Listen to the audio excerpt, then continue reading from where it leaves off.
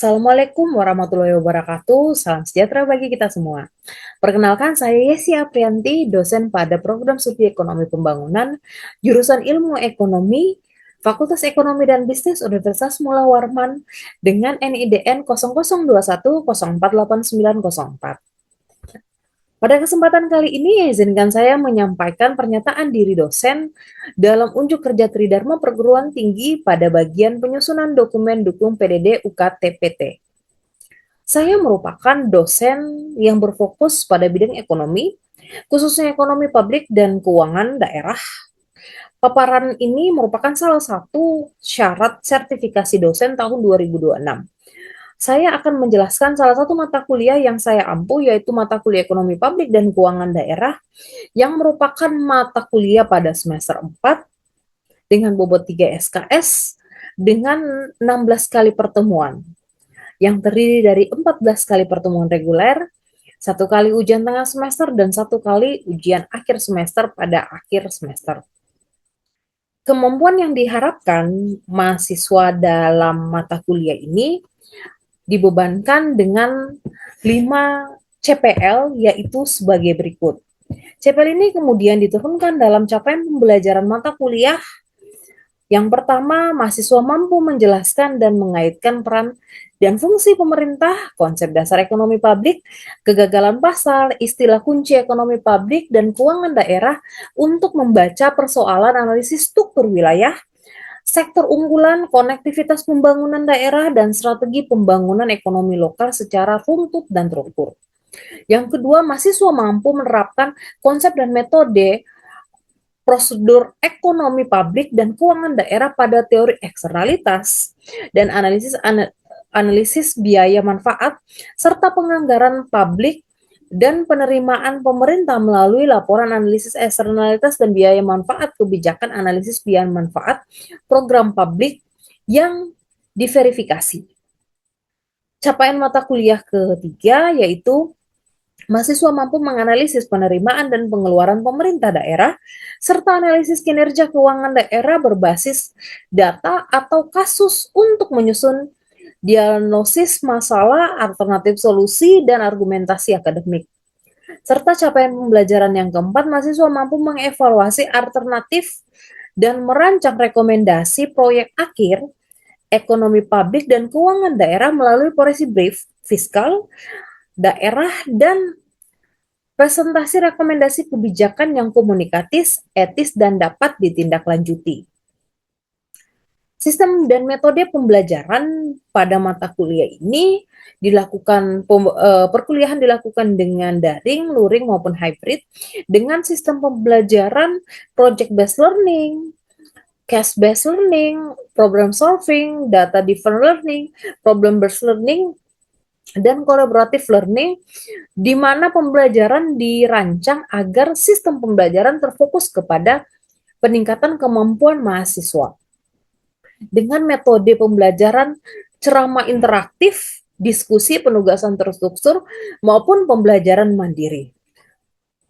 Keberhasilan mahasiswa dalam mata kuliah ini dinilai dari 4 komponen penilaian, yaitu portofolio, konsep, dan kuis. Yang kedua, worksheet dan UTS. Yang ketiga, analisis data dan policy brief, serta proyek akhir dan presentasi atau ujian akhir semester dengan komponen penilaian sebagai berikut. Mata kuliah ini merupakan mata kuliah yang mengajarkan konsep, mengajarkan teori, dan praktek secara langsung dengan lingkup fungsi dan tugas pemerintah, teori barang publik, kegagalan pasar dan campur tangan pemerintah, teori barang publik, kemudian turun ke teori pemungutan suara, eksternalitas, analisis biaya manfaat, untuk memilih program atau produk mana yang akan dilaksanakan oleh pemerintah. Selanjutnya, materinya juga berkaitan dengan teori dan komponen penerimaan pemerintah, kemudian teori pengeluaran dan pembiayaan pemerintah, dan pada akhirnya mahasiswa akan mendapatkan materi desentralisasi fiskal. Referensi yang digunakan dalam mata kuliah ini terdiri dari referensi utama dan referensi pendukung untuk keseluruhan terdapat 6 referensi utama, namun pada materi desentralisasi fiskal terdapat buku referensi utama yaitu Ekonomi Keuangan Daerah oleh Prof. Ambia SEMSI, kemudian buku yang saya susun sendiri, Dampak Kebijakan Dana Desa dan Badan Usaha Milik Desa terhadap Pembangunan Desa ditinjau dari dimensi desa membangun dan pendapatan asli desa, serta publikasi yang saya lakukan dengan judul Regional Fiscal Policy dan The Phenomenon of Property in Indonesia. Disajikan materi desentralisasi fiskal dari cuplikan saya mengajar di kelas. Saya harapkan materi ini dapat bermanfaat bagi kita semua. Oke, selamat pagi. Pagi, Bu. Assalamualaikum warahmatullahi wabarakatuh. Oke, salam sejahtera untuk kita semua. Kita lanjutkan lagi materi kita hari ini adalah materi terakhir pertemuan ke-15 dari ekonomi publik dan keuangan daerah. Sebelum kita mulai materi hari ini, saya mengingatkan kembali jangan lupa melakukan absensi pada link STAR. Sudah absen semua? Sudah, Bu. Oke, sebelum mulai materi kita berdoa menurut keyakinan dan kepercayaan kita masing-masing untuk diperlancar perkuliahan kita hari ini. Kita mulai doanya. Oke, berdoa selesai. Baik, materi perkuliahan kita menyambung dari materi sebelumnya. Sebelumnya kita sudah belajar tentang pendapatan daerah itu seperti apa, kemudian belanjanya seperti apa, kemudian pembiayaan yang dilakukan oleh daerah itu seperti apa untuk menutup celah pendapatan dan belanja daerah. Nah, hari ini kita belajar tentang kebijakan desentralisasi fiskal. Kebijakan desentralisasi fiskal itu seperti apa? Sebelumnya masih ingat materi tentang belanja? Masih. Nah, silakan kita. Belanja daerah itu terkait belanja operasional, belanja modal, belanja tidak terduga, dan belanja transfer. Oke, jadi belanja itu terdiri dari 4. Ada yang disebut belanja operasional. Belanja operasional itu habis untuk aktivitas pemerintah. Biasa disebut dengan konsumsi pemerintah. Dia bayar gaji di situ, bayar barang dan jasa di situ, kemudian kasih lain-lainnya di situ untuk dalam waktu habis manfaatnya dalam 1 tahun. Kemudian ada belanja yang masa manfaat belanja tersebut lebih dari 1 tahun. Itu disebut dengan belanja modal. Contoh, bangun jalan, bangun sekolah, ya infrastruktur yang masanya habisnya lebih dari 1 tahun disebut masuk ke kategori belanja modal. Nah, pemerintah juga wajib melaksanakan belanja tidak terduga untuk ke aktivitas pemerintah atau keadaan-keadaan darurat lainnya. Kemudian ada belanja transfer yang mengikat pemerintah itu harus membagi komponen pendapatannya ke daerah-daerah lain. Materi tentang belanja transfer itu bersambung ke desentralisasi fiskal. Oke, jadi desentralisasi fiskal ada 2 tujuan pembelajaran kita. Yang pertama, mahasiswa mampu menjelaskan konsep dari desentralisasi fiskal, dan yang kedua, mahasiswa mampu menganalisis kinerja keuangan daerah. Daerah ini gimana nih? Dia bagus atau enggak? Oke, sebelum kita memahami desentralisasi fiskal lebih lanjut, ada 2 asumsi kenapa harus dilakukan desentralisasi fiskal. Yang pertama, pemerintah pusat itu masih harus memegang kendali. Asumsinya kalau maksimalisasi pertumbuhan itu mau tercapai, kemudian harus ada strategi pembangunan, transfer teknologi yang besar, industrialisasi dan sentralisasi spasial untuk mencapai skala ekonomi yang lebih meluas dan pertumbuhan ekonomi yang mencapai target tertentu, maka perekonomian itu harus terpusat, harus ada yang ngatur. Oke, harus ada yang ngatur. Kenapa harus ada yang ngatur? Yang kedua alasannya, daerah-daerah itu tidak sama. Daerah-daerah yang ada di Indonesia itu sifatnya heterogen. Jadi wilayah A dan wilayah B itu tipenya beda. Wilayah A ini tinggi di sektor tertentu, wilayah B tingginya di sektor lainnya. Nah, akibat adanya perbedaan antar daerah tersebut, kemampuan keuangannya berbeda masing-masing daerah, kemudian kebutuhan pembangunannya, prioritas pembangunannya itu antar daerah berbeda, maka pembelian barang dan jasa dalam arti luas masing-masing daerah itu berbeda. Oke, sehingga ditetapkan adanya konsep desentralisasi. Oke, sebelum saya menyampaikan nih definisi desentralisasi, dari dua asumsi ini ada yang mau menyampaikan pendapat apa sih sebenarnya itu desentralisasi? Saya. Oke, Intan dulu, silakan Intan. Oke, jadi konsep desentralisasi fiskal ini merupakan pembagian wewenang dari pemerintah pusat ke pemerintah daerah. Ya, hierarkinya itu biasanya pemerintah daerah itu dari provinsi ke kabupaten, dari kabupaten ke desa, untuk mengatur atau membuat kebijakan-kebijakan terkait perekonomian, seperti penyediaan barang dan jasa, terus penggerak ekonomi lokal, dan lain-lain. Oke, terima kasih Intan. Yang lain, silakan. Desentralisasi fiskal itu adalah pelimpahan kewenangan dan sumber daya keuangan dari pemerintah pusat pada pemerintah daerah, agar daerah bisa mengelola pendapatan dan pengeluaran serta kebutuhan lokalnya. Baik, terima kasih jawabannya. Jadi kedua jawaban ini saling melengkapi ya. Desentralisasi fiskal pada konsepnya itu adalah pelimpahan kewenangan. Oke, pelimpahan kewenangan. Pada saat wewenangnya dilimpahkan, sumber dayanya dalam bentuk fiskal, dalam bentuk keuangan, itu juga ikut dilimpahkan.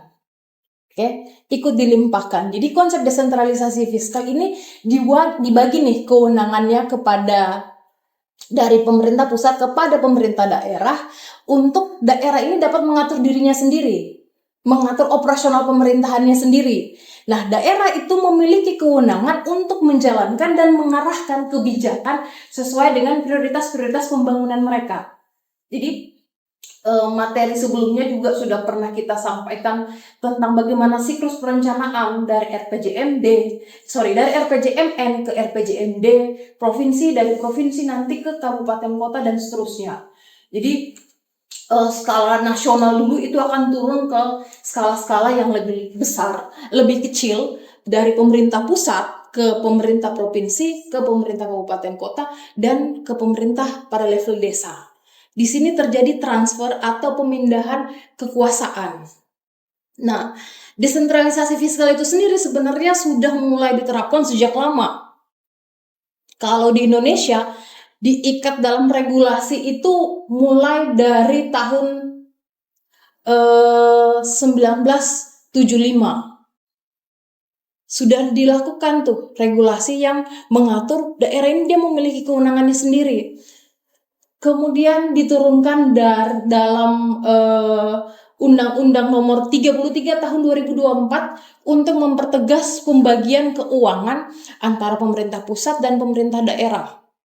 Regulasi terbaru yang masih berlaku saat ini adalah Undang-Undang Nomor 1 Tahun 2022 tentang hubungan keuangan antara pemerintah pusat dan pemerintah daerah. Contohnya seperti ini. Pemerintah pusat itu melakukan pemungutan terhadap pajak penghasilan. Kita bayar pajak, swasta bayar pajak, penghasilan karyawannya, penghasilan ASN-nya, semuanya masuk ke pemerintah pusat. Oke, semua masuk ke pemerintah pusat. Dari pemerintah pusat ini akan bagi 7,5% ini untuk provinsi. Oke, kemudian nanti ada 8,9% ini untuk kabupaten kota. Sisanya diatur oleh pemerintah pusat. Nah, pembagian 75% untuk pemerintah provinsi dan 8,9% itu untuk pemerintah di tingkat kabupaten kota mengacu kepada jumlah penduduk pada masing-masing daerah tersebut. Oke, mengacu kepada jumlah penduduk. Jadi semakin banyak jumlah penduduk suatu wilayah, semakin besar dia dapatnya. Pertanyaan selanjutnya, gimana nih daerah yang masih sedikit penduduknya, bisa mampu berkembang, bisa mampu bersaing dengan daerah yang sudah padat penduduknya. Oke, dari tadi yang 100% masuk ke pusat, pemerintah melakukan kebijakan lainnya untuk penyeimbangan fiskal daerah, di mana dibagi lagi sekitar 3% itu ke kabupaten kota lainnya yang membutuhkan penganggaran lebih besar dibanding yang lainnya. Oke, dia dibagi lagi. Jadi desentralisasi itu kita tetap punya pusat. Tapi pusat ini bagi kewenangannya. Dia bagi kewenangannya. Begitu juga misalnya ini kan pajak penghasilan.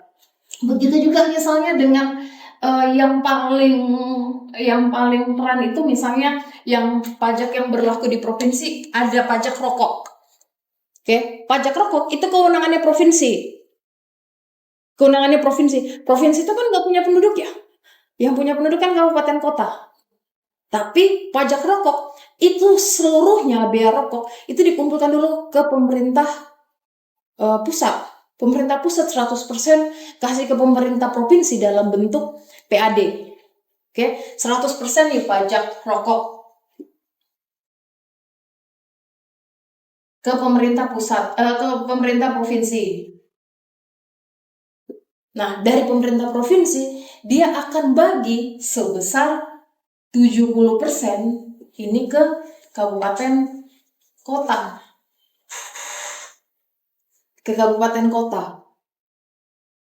Nah, pertanyaannya gimana cara baginya? Kaltim kan punya 10 kabupaten kota. Ya kan? Apakah dibagi proporsional? Masing-masing kabupaten kota itu dapat 10, 10, 10? Jawabannya tidak. Pembagiannya tidak adil tetapi proporsional.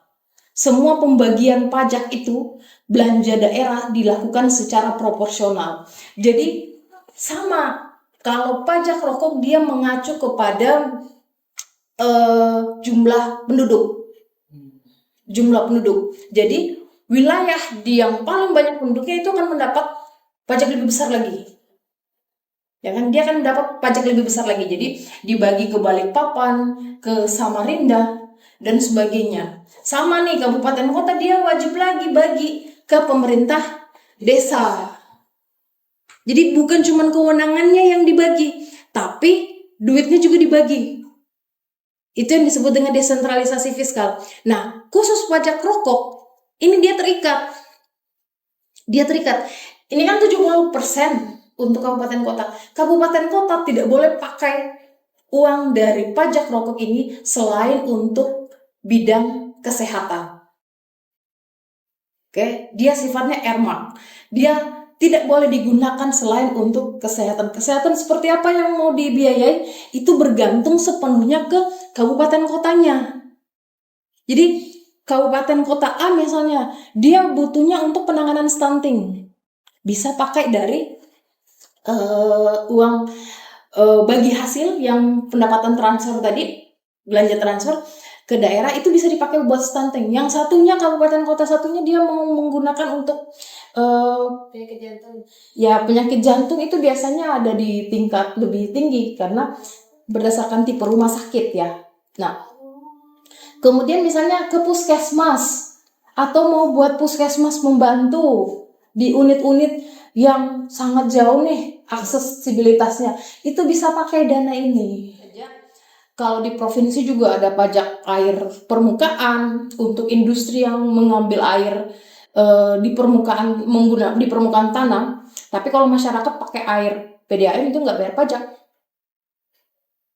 PDAM-nya yang bayar pajak penghasilan. Nah, seperti itu. Jadi semua komponen pajak itu dia tersentral pengumpulannya, tetapi penggunaannya akan dibagi berdasarkan kewenangan. Kewenangan yang dibagi akan diikuti juga dengan kemampuan atau pembagian fiskal atau keuangan daerah. Oke, selanjutnya apa tantangan desentralisasi fiskal? Kita menghadapi 6 tantangan. Yang pertama, Cukup nggak pendapatan dan otonomi daerah kita untuk membayar sejumlah kegiatan tertentu? Contoh sederhananya di IKN. IKN itu kan masif pembangunan. Nah, itu tidak bisa sepenuhnya diserahkan ke pemerintah kabupaten PPU. Sebagian besar masih dibangun oleh pemerintah pusat karena kecukupan pendapatan dan otonomi daerahnya belum cukup kuat untuk melaksanakan pembangunan dalam skala besar. Oke, dalam skala besar. Kemudian manajemen pengeluaran dan pemberian layanan. Nah, seperti tadi, misalnya pajak bahan bakar kendaraan bermotor. Dia tidak bisa nih sembarangan kita gunakan. Dia harus digunakan untuk pengeluaran pembangunan jalan. Kita paling besar misalnya di Kaltim dapat bagi hasil SDA itu dari pajak pertambangan. Ya kan, royalti pertambangan. Itu paling besar kita dapatnya dari situ. Tapi uang terhadap dana terhadap bagi hasil pertambangan itu tidak boleh digunakan selain untuk reboisasi. Untuk sektor untuk kewenangan lingkungan hidup, dia harus digunakan untuk itu. Begitu juga dengan sektor perikanan, dia akan digunakan untuk perikanan. Kemudian dari sektor sawit, dia harus digunakan untuk reboisasi perkebunan atau perkebunan. Jadi dia ada spesifikasi tertentu ya untuk pembagian kewenangan, dia tidak boleh digunakan untuk hal-hal yang lain. Nah, kemudian kapasitas manajemen. Semakin besar strukturnya, kapasitas manajemennya semakin besar, sumber daya manusia untuk menjalankan itu semakin besar, tetapi pembiayaannya juga akan semakin besar. Jadi kita materi sebelumnya kalau masih ingat analisis biaya dan manfaat, kita harus berhitung nih, mau tambah pegawai atau memanfaatkan pegawai yang ada. Kemudian perbedaan prioritas ini erat kaitannya dengan kondisi ekonomi makro daerah. Misalnya Kota Balikpapan itu tidak lagi berfokus kepada pengentasan kemiskinan. Kemiskinan mereka tinggal 2% sekian. Tetapi misalnya wilayah Mahulu itu masih 10% sekian. Mereka harus lebih banyak pembiayaan untuk sektor kesehatan. Sedangkan misalnya Balikpapan dia harus lebih banyak pembiayaan pada sektor penciptaan lapangan pekerjaan. Karena tingkat penganggurannya masih lebih tinggi dibanding dengan wilayah kabupaten kota lainnya. Nah, kemudian biaya dari desentralisasi. Nah, ini yang tadi dijelaskan, kewenangan itu akan diikuti dengan pembiayaan yang dilakukan. Oke. Contoh misalnya secara real, ini rasio kemandirian daerah provinsi dari 1 sampai 38 menunjukkan 38 provinsi yang ada di Indonesia. Ini data terbaru realisasi dari DG Kementerian Keuangan. Kalau kita lihat, hanya sebagian kecil yang warna merah, pendapatan asli daerahnya lebih dari 50%. Hanya sebagian kecil. Kalau dilihat angka rata-ratanya, itu berada di 40%. Jadi pakai range 30 sampai 50% secara rata-rata. Sebagian besar masih bersumber dari transfer dari pusat. Fokus ke wilayah bagian timur, itu malah sebagian besar dari pusat. Oke, sebagian besar dari pusat pembiayaannya. Nah, kita spesifikkan ke Kalimantan Timur. Kalau di Kalimantan Timur, level provinsi, kita punya sekitar di tahun 2024 kemarin, kita mencapai 50%. Level provinsi. Tapi kalau turun ke kabupaten kota, level kabupaten kota itu kita pendapatan daerahnya ini sangat sedikit. Sangat kecil. Ya, sangat kecil pendapatan daerahnya. Sebagian besar bersumber dari transfer. Kalau kabupaten kota dia dapat 2 transfer dari pusat dan transfer dari provinsi. Dia double transfer.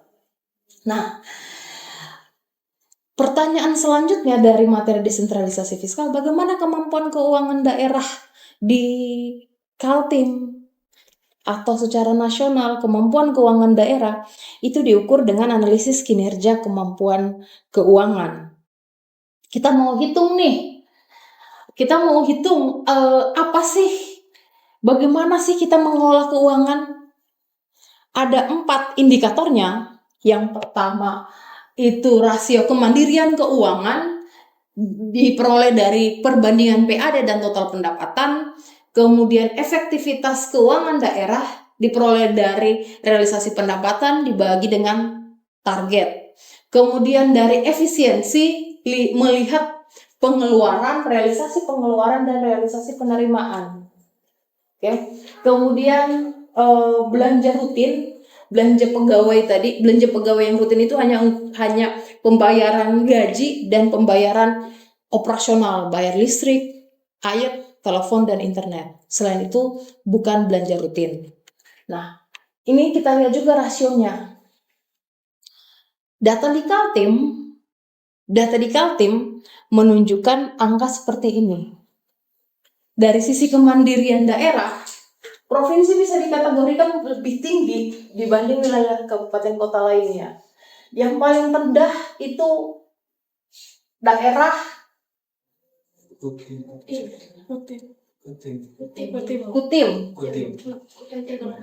Ya. Kutim sama Berau. Kutim, Berau sama Kutai Kartanegara. Dia lebih rendah dibanding wilayah lainnya. Nah, kemudian ada juga Kabupaten Mahulu. Sedangkan yang lainnya di Kota Balikpapan dan Kota Samarinda sudah lebih baik dibanding kabupaten kota lainnya. Tapi masih lebih kecil.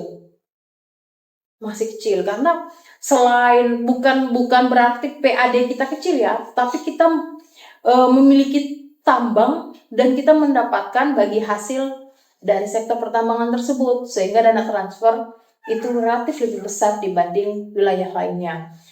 Kemudian ada rasio efektivitas dan efisiensi. Efektivitas, kalau kita lihat sebagian besar kita di atas 1 nih. Artinya target keuangan daerah kita tercapai. Efisien, belanja dan target belanja dan realisasi pengeluaran kita juga di atas 1. Kenapa di atas 1? Karena tadi pendapatannya tercapai, maka belanjanya juga bisa tercapai.